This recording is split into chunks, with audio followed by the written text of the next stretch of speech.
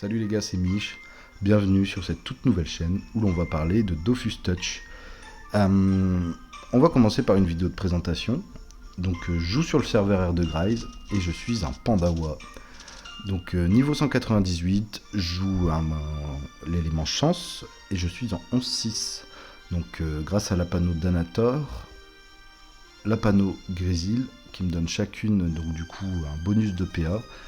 J'ai le petit Gélano PAPM, une coupe de Dragocard pour l'APO, les 300 ennemis, et en corps à corps des dagassantes. Donc très intéressant pour le retrait PA et pour le vol de vie. Ensuite en Dofus, on a le Dofus pourpre, un turquoise plus 16, le Domakuro et les trophées chance. Voilà, pour faire des gros dégâts. Donc c'est vraiment un stuff 100% chance et surtout 100% PVM. Je ne fais actuellement pas du tout de PVP, je ne suis pas stuffé pour ça, j'ai pas... voilà, j'ai principalement pas le bon stuff, et puis j'ai aussi pas mal de choses à faire en PVM avant de me dire tiens, je vais aller faire du PVP. Donc pour la petite histoire, j'ai commencé Dofus Touch à la sortie avec mon Enutroph, Mich Mich, que j'ai dû monter niveau 70-80. J'ai arrêté, une petite pause de 2-3 ans, et j'ai repris le jeu, où là je me suis vraiment investi. J'ai monté l'Enutroph 180, j'ai monté surtout un Xelor niveau 200, quelques autres petits personnages. Sur le Xelor, on commençait à avoir un très joli stuff, on commençait à se mettre plutôt pas mal.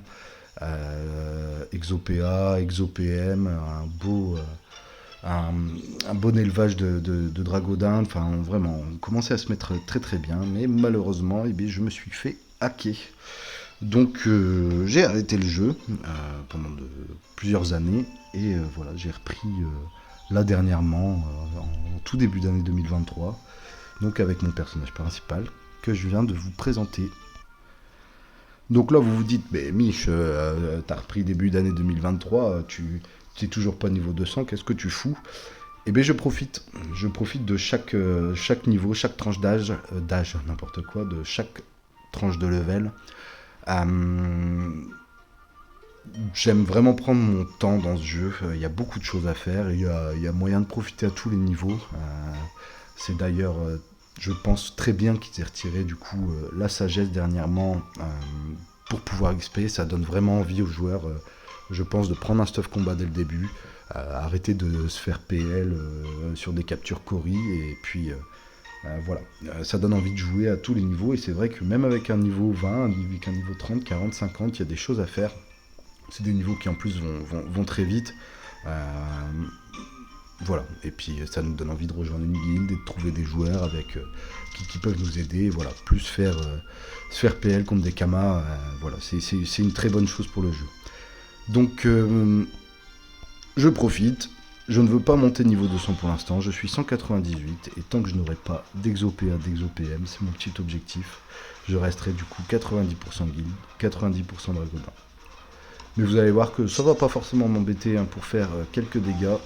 Je vais vous montrer. Hop. Donc là on est sur du 0%, c'est le pitch à 0%. Mais voilà. On fait mal.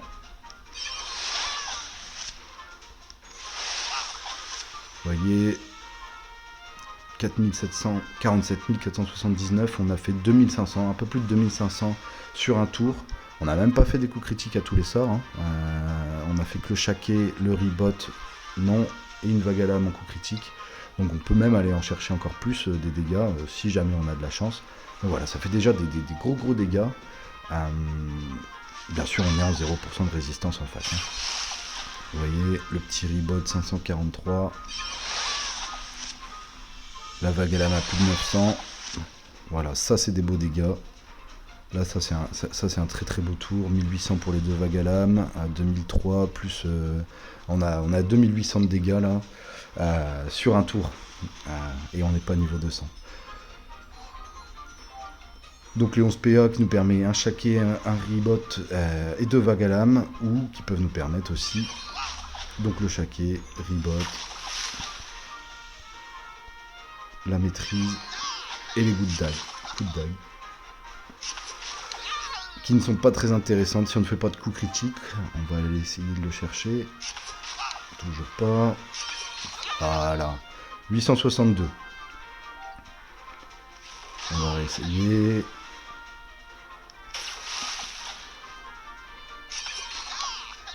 « 866. Voilà.